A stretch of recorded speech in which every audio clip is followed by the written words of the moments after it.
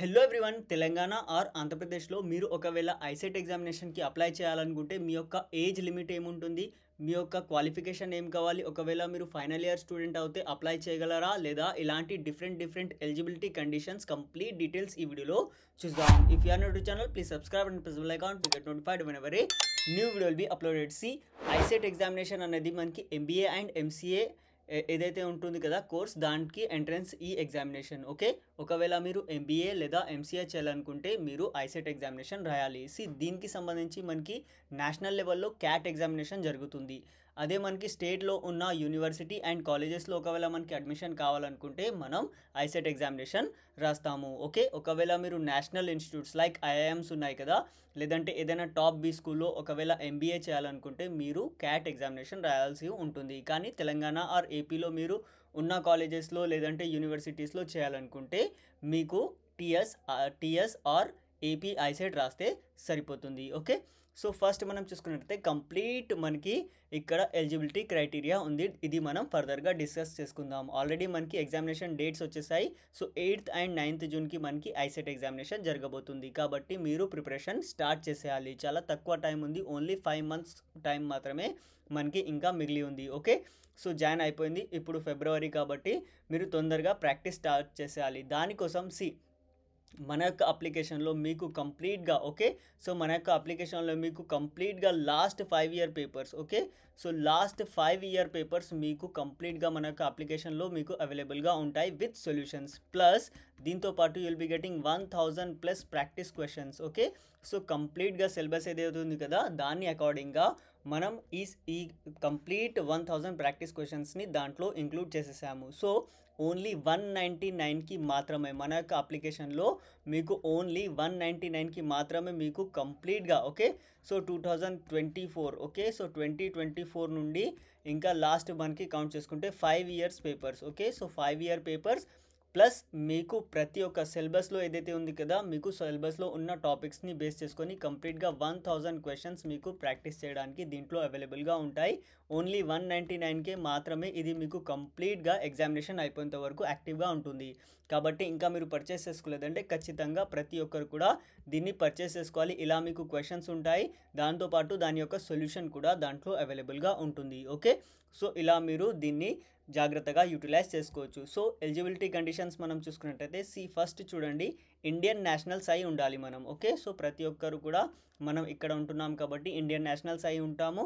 Plus దాంతోపాటు ఇక్కడ చూడండి, చాలా స్టూడెంట్స్కి ఈ పాయింట్ 3 దగ్గర డౌట్ ఉంటుంది. సార్ మేము ఫైనల్ ఇయర్లో ఉన్నాము లేదంటే ఫైనల్ సెమిస్టర్లో ఉన్నాము, మేము అప్లై చేయవచ్చా అంటే final year are final semester ఉన్న స్టూడెంట్స్ అప్లై చేసుకోవచ్చు, ఎలాంటి ఇష్యూ ఉండదు. కానీ మీ యొక్క రిజల్ట్ ఏదైతే ఉంటుంది కదా అది మనకి కౌన్సిలింగ్ కంటే ముందు వచ్చేసి ఉండాలి. నోటిఫికేషన్కి కాదు, కౌన్సిలింగ్ కంటే ముందు వచ్చేసి ఉంటే మీరు అప్లై చేసుకోవచ్చు.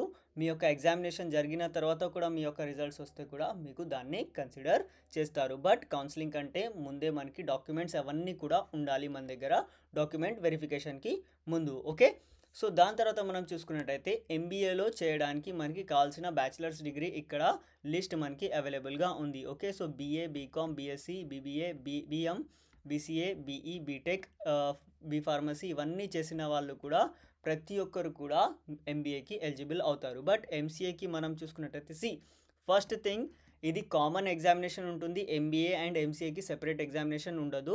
బట్ అడ్మిషన్ జరిగేటప్పుడు మీ యొక్క క్వాలిఫికేషన్స్ అక్కడ వేరువేరుగా మీరు చూపెట్టుకోవాలి. మీకు ఒకవేళ ఎంసీఏకి చేయాలనుకుంటే మీరు ఎంసీఏలో చేయాలనుకుంటే BCA, BSc, BCom, BA with 10+2. Okay, so 10+2 or graduation లెవెల్లో మీరు ఒక్క సబ్జెక్ట్ మ్యాథమెటిక్స్ చదివి ఉండాలి, అప్పుడు మీరు ఎంసీఏకి ఎలిజిబుల్ అవుతారు. ఓకే, సో నెక్స్ట్ మనం చూసుకున్నట్లయితే ఎంబీఏ అండ్ ఎంసీఏ ప్రోగ్రామ్స్కి మనకి 50% మార్క్స్ ఉండాలి గ్రాడ్యుయేషన్లో. ఓకే, సో ఒకవేళ మీరు SC, ST or BC student అయితే 45% ఉన్నా కూడా మీకు అది సరిపోతుంది. ఓకే, సో క్వాలిఫైయింగ్ మార్క్స్ ఇక్కడ ఉంది, కానీ క్వాలిఫైయింగ్ మార్క్స్ ఇక్కడ ఎప్పుడు కూడా ఇంత తక్కువ స్టూడెంట్స్కి ఎవ్వరికి కూడా రావు. 25% మార్క్స్ తీసుకొని వస్తే సరిపోతుంది. 200 మార్క్స్కి మనకి ఎగ్జామినేషన్ ఉంటుంది.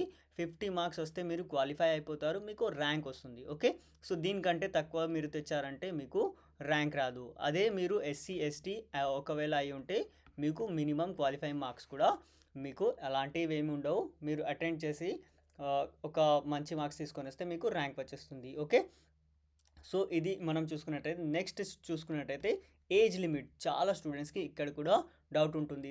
మీరు మినిమం 18 ఇయర్స్ ఉండాలి. ఓకే, సో మినిమం 18 ఇయర్స్ ఉండాలి.